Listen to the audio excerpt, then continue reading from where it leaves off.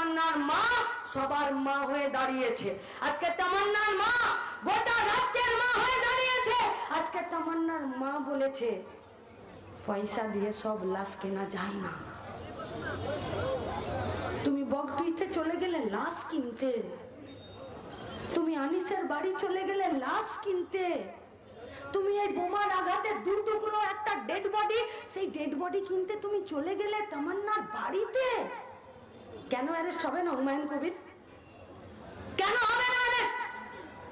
কেন ওকে রাস্তায় দাঁড় করিয়ে ওকে জুতো পেটা করা হবে না? কেন হবে না? তার কি অধিকার আছে?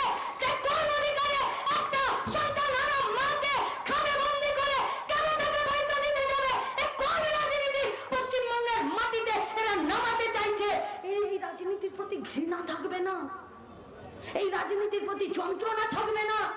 এই রাজনীতির প্রতি